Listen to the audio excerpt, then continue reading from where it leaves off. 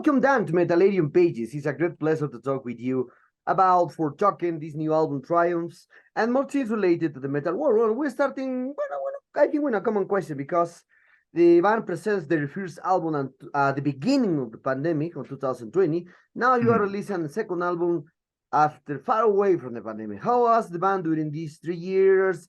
How was the promotion of the first album without live presentation, etc.?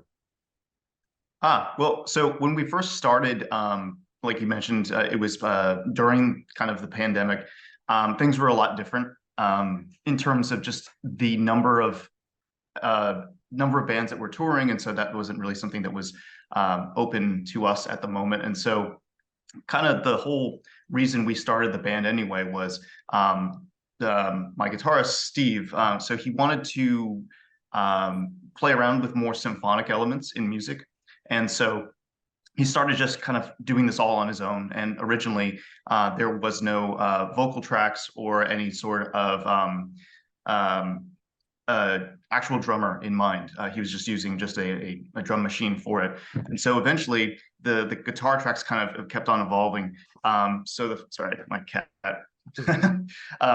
So eventually, the music evolved structurally and in terms of just how overall good it was. And so that was when he wanted to bring on myself as a singer.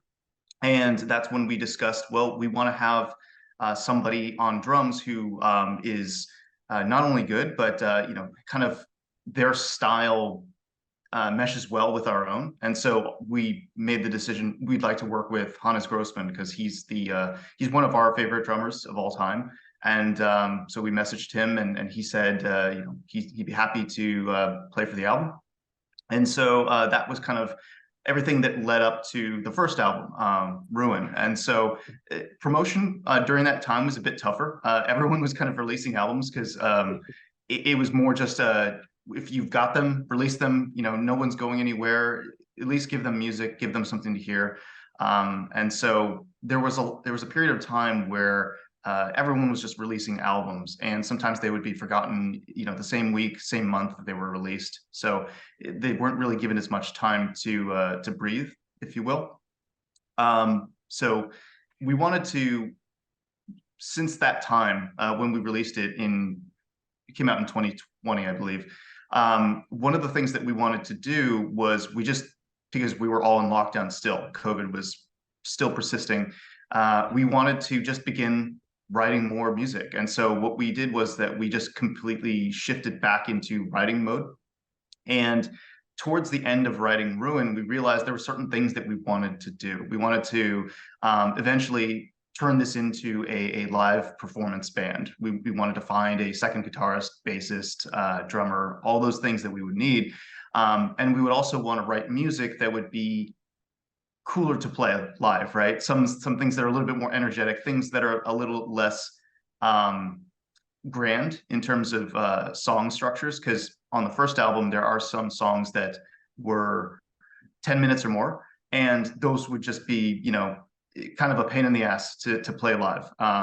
And so we wanted to make songs that were not only more interesting, more energetic, but were also trimmed down a little bit in terms of the song length. And so that all kind of went into how we were approaching our second album, Triumphs. And that kind of brings us to where we are. It took about a year and a half to write and record. And then with the song promotion and all that, it took about maybe like 4 months to promote. Nice.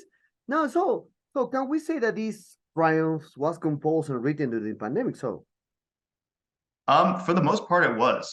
It was written midway through to halfway out, if you will, because at that time there was things were opening back up here in the U.S. for better or worse, I'm not sure. But I remember specifically when it came to me recording the vocals. I was very concerned that I would catch COVID during that, because there's a lot of horror stories about, singers catching it and then it just completely destroys their voice, or it makes it singing a lot more difficult. And so with with a set date for me to go into the studio and to record, I was very concerned that I would potentially lose my voice or something would happen to me and that would completely fuck things up for me. So I was very careful at that time. So this was kind of a mid-pandemic-ish album, you could say, just because of the time frame and the fact that it stuck around for such a long time, the pandemic, and well, still going on, I guess. Okay. So, I mean, you told me that both albums were recorded by Hannes Grossman. So how was work with him? Because you passed the drum ideas for the program, or perhaps do you put the drums into your songs? So Steve is the main composer for everything musically, and so with the first album, the drums were written first without the idea of who the drummer will be. And so if you go back and listen to it, it's a lot more straightforward. It's almost like just a lot more blast beats, a lot more stereotypical symphonic or black metal almost. With the second album, we knew we wanted to work with Hannes. And so what Steve and I were able to do was we were able to talk about just the different albums that we've seen him play on and the albums that we particularly like. So we've got a good sense for his style and how he writes. And so we tried to incorporate that into programming the drums. And so when we were ready to have him play on the album, we sent those tracks over. And of course, you know, our interpretation of what he would play and what he ultimately played was slightly different because he's just a better drum writer and better drum player. And so he came back and said, we actually, before I even say that, we did give him the flexibility in terms of what we're giving you is kind of a guideline. If you want to change anything, by all means do it, because we trust his judgment as a drummer and his experience as a drummer over our own ability to write. And so because of that, he was able to change some things up, do some drum fills a little bit differently, or do some off-time things a little bit differently than we had originally written them. But for the most part, he kind of stayed with the overall idea that we put together drum-wise. Okay. So now I saw that the band never played live, correct me if I'm wrong, because I'm trying to find some videos on YouTube or in your Facebook page, and no. So the Foretoken is a studio project, or will we have some performance with other drummers, because Hannes Grumman live in Germany, and I think he's busy with a lot of projects, because I spoke with him 2 years ago, and he's very, very busy with a lot of projects. So how was the Foretoken will be a studio project, or we'll have perhaps a live presentation, etc. So you're right. Technically, as of right now, it is a studio project, but we're looking to create a live act. I say that because I don't know if we're going to stick with Hannes as the drummer of choice for the third album, or if this other drummer that we're currently trying to put together a band right now. So I mentioned second guitarist, bassist, drummer. We're looking at identifying all those individuals because we would like to play some shows. So we're looking at identifying all those individuals. We don't know whether or not if they're going to be just live session musicians or if they would like to become full parts of the band. But that is our goal right now, is to put together a live act.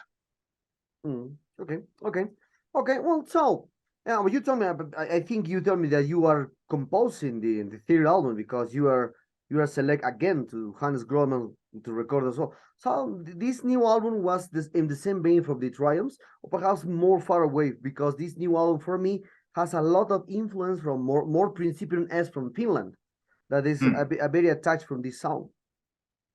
Yeah, so this Triumphs was a bit more. We wanted it to be more similar, more heavily rooted in melodic death metal than say black metal.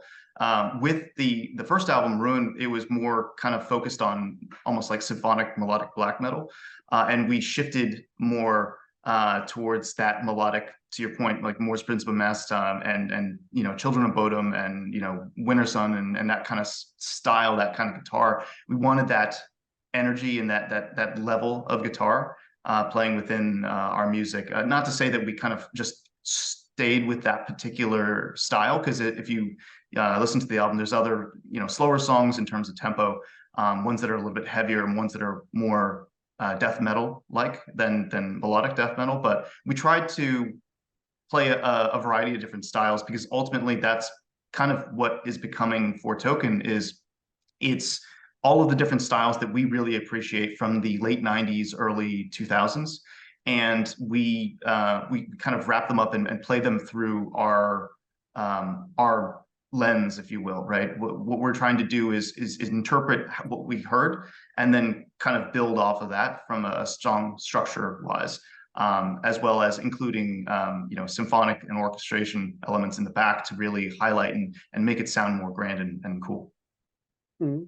Okay. So if we speak about the influence of you told me that you took Winterson, so how does your opinion about the melodic death metal always have in every continent around the world, always taking the influence from the bands from Finland and Swedish, because US doesn't have a personal sound into the melodic death.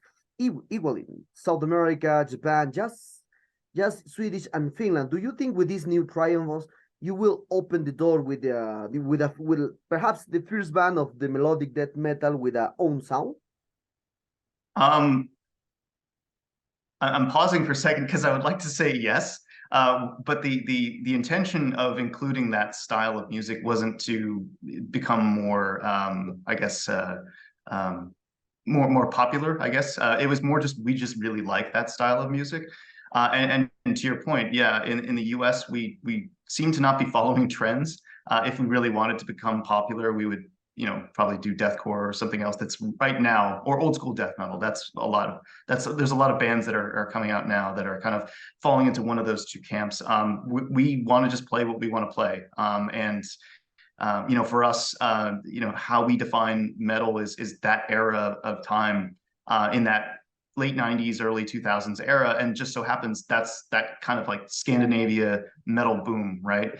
So a lot of my favorite bands and Steve's favorite bands are from not only that area of the world, but a lot of the best albums, in our opinion, just kind of came out during that time frame too. Okay. So I saw that in the past you with Steve create a band, Yamasiage, a band like technical death metal, grindcore with subject H.P. Lovecraft into this aspect. So why do you decide to lean down by other style? Because when I hear Ciaega is more like more brutal. Yeah. But Foretoken more melodic, as you told me, a little part with black metal. Well, a lot of influence, as I said, for me, from more principiousness. So how do you decide who came with the idea? Hey man, we want to do a much better and a melodic death metal band than a grindcore or brutal stuff. Honestly, I think we just kind of got worn out from doing that style of music, because so I joined the band in 2006, I think it was. And the band had been around for some years before that, maybe even 2 years before that. And then so, playing that specific style for 15 plus years, it eventually kind of just makes you get bored a little bit.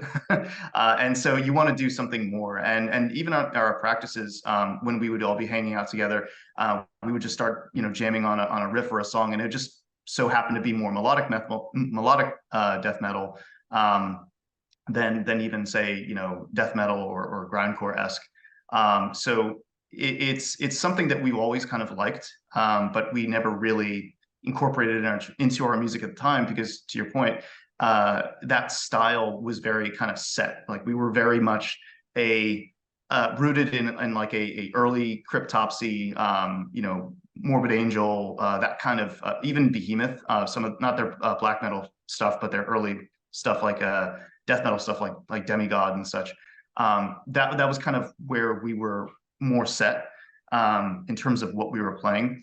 From a thematic or lyrical standpoint, I can kind of speak to that a little bit more. It just got boring because H.P. Lovecraft, while there's a lot of cool horror elements to it, and sci-fi. It's all from one person's, universe that they created. And so from a more motif perspective, and theme perspective, he doesn't really approach things broadly. It's very much the same points again and again.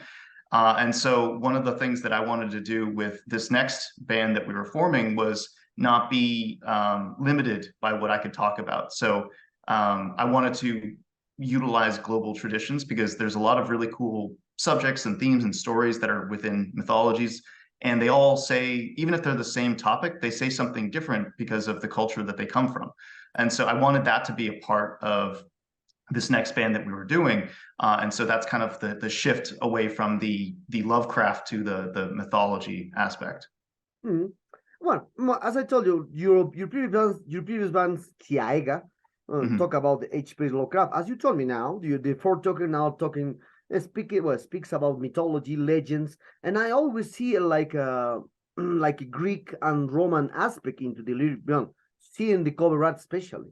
So perhaps will you take some influence from the mythology and legends from the Greek and the Roman area? Or perhaps in the next album you will take more influence from the Babylonian aspect, Japan aspect, because it's very big to take some aspects from the legends and mythology over the world. Yeah, I actually, this is just something that I place on myself, which is if I sing about a particular myth or individual within that mythology, I'm not going to come back to it. You're not going to see on a Foretoken discography, you're not going to see 5 songs about Thor or 2 songs about Achilles or something like that. Once I cover one particular character or story, I move on, and that's kind of just a constraint that I placed on myself, because because there's so many stories in the world, and a lot of them are very, very cool, and I don't want to be stuck in a repeated cycle just talking about the same ones over and over again, because I want to branch out. I want to discover more stories. So funny you mentioned, I don't want to give away too many things or too many hints for the next album, but you may have said 2 cultures in specific that we will be including okay. in the next album.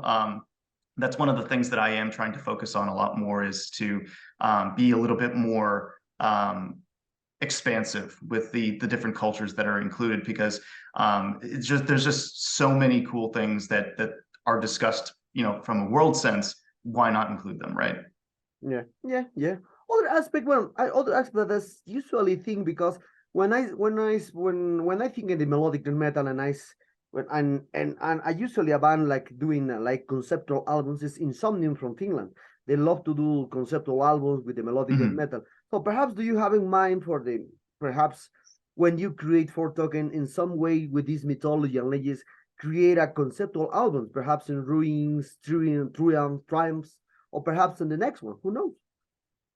Yeah, so all of the albums are concept albums in a way.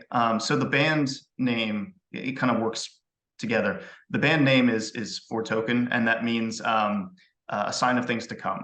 And so it's a sign of things to come. What is the subject? What is the album title? So the first one, it's Ruin. For the second one, it was Triumph. So Ruin talks about all of these different stories where the individual characters destroy their lives, or they sacrifice things within their lives, and they don't know necessarily, was this a good idea or not? And that's the overall theme for the first album, is one either intentionally or accidentally destroying their lives, ruining their lives, right? The second album, Triumphs, is similar, where we're talking about victory, but at what cost of victory? Were they successful in, this was, everything was great, everyone went home and everything was awesome at the end of the day? Or in achieving that victory, were there casualties? Did people die? Did they suffer? And that's one of the questions, is was this truly a triumph? And so that's what's explored within the Triumphs album, is that you see a lot of loss, you see a lot of death, and sometimes we only focus on the hero of the story because they're the hero. But if you just look, even sometimes not that far below the surface, you find, oh, they kind of killed a lot of people in order to get that title of hero or to get that victory. Maybe it wasn't such a great victory after all. Okay, okay. Okay, other aspect, what I'm talking about now from this, yeah, no, far away from the lyric concept, the conceptual albums, etc. And now focus more into the, bueno, into the deal with the prosthetic, because when you released Ruin, you did all by yourself. So the album Yeah. was released by yourself. But at a few months later, prosthetic see you, Bakey or Will see you and say, hey, we want to sign with Ruin with the Foretoken, and next 3 years later, both albums is released by Prosthetic Records. How do you see this accomplished in the band? Because it's very interesting that a new band sign with a new band without live presentation, without see a new live presentations in the future, because you are two.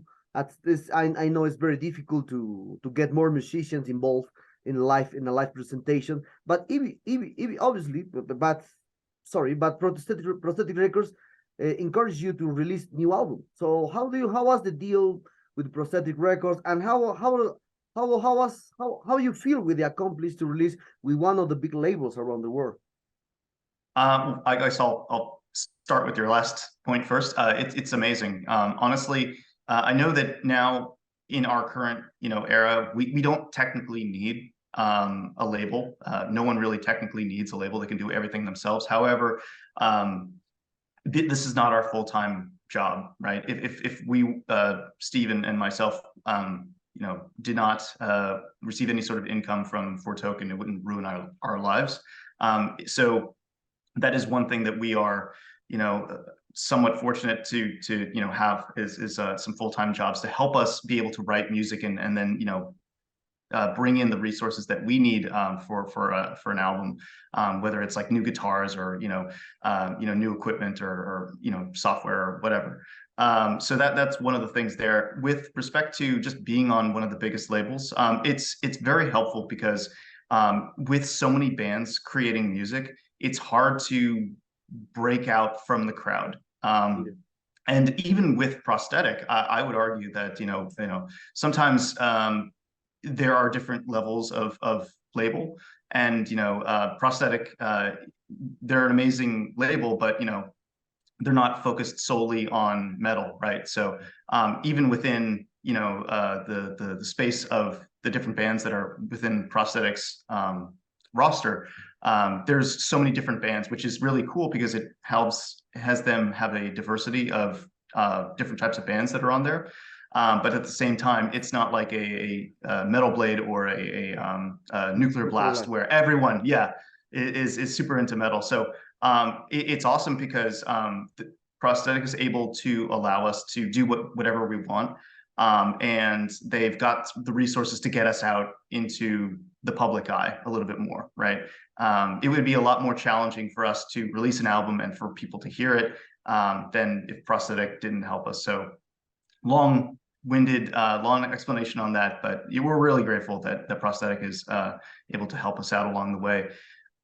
In terms of just how they wanted to work with us, initially it started off as they didn't want to sign us. It was more just because we were asking, is there anything you could help us with? Because this was during the pandemic. And so I had messaged Steve Joe from Prosthetic, and I was asking him, well, I don't know if you want to sign us, but would it be possible if we could kind of, work with you and kind of borrow, you got connections, the things are slowed down, right? People want to just listen to music right now. I'm not sure if you have any releases that are scheduled, but can you maybe like help us out? We won't be a part of your roster, but like, is there any way like we can work with you on, we can borrow your contacts or anything like that, help us to get out a little bit more. And so that's where we started to discuss things about, well, what is your plan? How do you see yourselves in a few years? Are you trying to play live? Are you trying, what are your aspirations musically? And then ultimately after that, they said, it sounds like you're kind of going where we would like you to be. And it's not like anyone's playing live anyway right now. So yeah, let's go ahead, let's sign you. We'll bring back your album. Initially, we released it in, I think it was May. of 2020, and then it was taken off Bandcamp, and then it was re-released in September of 2020 under Prosthetics label. So that's kind of how things went, which was we were kind of just discussing things with them and discussing how we wanted to, what our vision was for the band in the future, and that's kind of where things went from there. Did I answer all your questions? I know there were a few different points with that. Yeah. Okay. Yeah, we are very close to this interview, Dan. And for this aspect, so what are the future plans that the band has for these triumphs? Perhaps you will preserve more videos of comment. Perhaps you will have your first tour in Europe, US, or who knows, in Latin America, because everything now because without COVID or without pandemic, all is possible now. Mm-hmm. Yeah, so we're trying to put together a band right now, like for live performances. So that's one of the things that we're currently trying to do is we have a few drummers in mind that we're working with right now. We figured the drummer was going to be the most challenging part to this, but then once we have a drummer identified, we're going to need to find a second guitarist and a bassist. For the symphonic stuff, we'll just probably have that as some sort of backing track or whatnot. We're not going to bring in an orchestra. We're not going to be the next Flesh God Apocalypse. Although if someone said, "Do you want to be?" I'm sure we would jump at that opportunity. So who knows? But that's our plan right now. Is just we want to be able to play live. Both Steven and myself really enjoy playing live, and honestly, the only reason why we haven't so far is just because we want whatever we do live, we want it to be a fair representation of what's on the album to the audience. Like if we show up, we want to make sure that there's a drummer who can, to some degree, maybe not as good as Hannes, but they can at least capture the kind of the essence of what Hannes was playing, so that if anyone comes to see us live, that they can feel like, oh, this is going to be a good show. It was not a watered down halfway attempt. We don't want to do that. We want to make sure that whatever we play, whatever we show to people live, that it's a good show. Mm-hmm. Okay. A question that is related to the both albums, because both albums were recorded by Hannes Grossman, you told me. And now perhaps you obviously see now there are a lot of people in the world are using the artificial intelligence for the arts, because the art now, this technology is more present into the music, art in general, in the art in general. So perhaps in the first time when you create Ruin, or perhaps do you think about the possibility and do it but at run machines like in IA, putting some details into smart, because a lot of bands think that the best way to understand the underground is much better do it by yourself. So everything by yourself. The music, the cover art, not taken by other. Now, artificial intelligence is it's now possible. Do it everything by yourself.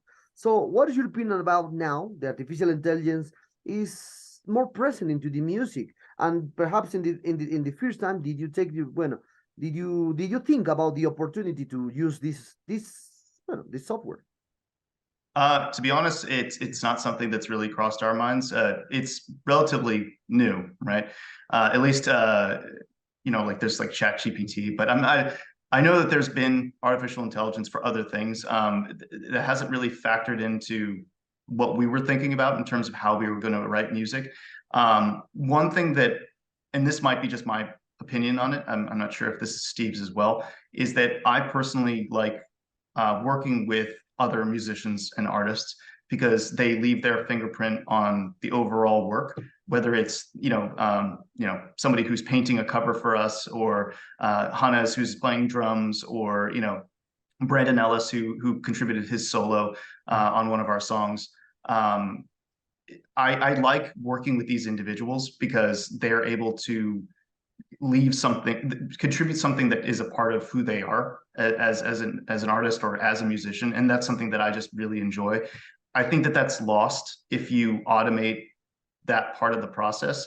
Then it becomes just, I don't know, this soulless kind of thing that's on there. And it might be, you know, probably not the best, most efficient way to do things, but it's something that I value, which is working with those individuals, seeing what that they can do, and just kind of seeing what we can do in a collaboration sense to put something together. I enjoy that part of the process. And for me, even if I did have the tools available, we did have the tools to use like AI. I would probably still want to work with somebody who's able to, I guess, better craft AI. I saw that with the latest cattle decapitation video. Yeah. They actually used some AI elements to it, but they still worked with somebody who was able to generate all of the images specifically for the video. So if hypothetically we were to use that, I would still want to work with somebody who is kind of using it as a hammer rather than like just a automatic tool to do it. Okay, okay. Well, then the sad times arrive at this interview. I hope you enjoyed this one like me. A lot of explanations into this one, a lot of the concept from the Foretoken. Yeah, great work from the congratulations from the Triumphs. It's a great record. Thank I you. love it, love it, love it. Perhaps do you want to add something to your Latin American fans and Metalero followers? I guess it would be just you know, definitely take a look at some of the stories. That's one thing that I've gotten some or the lyrics. Definitely take a look at the lyrics, because there is a lot of really interesting stuff from a mythology standpoint. And I've had some people from Mexico and mainly just from Mexico who messaged me and were asking, you know, they were really happy to see La Llorona as part of you know, that's one of the stories that was included. And so there's a lot of really cool global traditions, a lot of cool global stories that are from there. And just looking up what those are, it's really neat. So I would say check that out selfishly, because I'm the person who wrote those lyrics. But then also, yeah, just you know, check out our music, pick up a copy, you know, stream it on whatever platform. We're happy to have people listen to our music, because ultimately that's why we created it.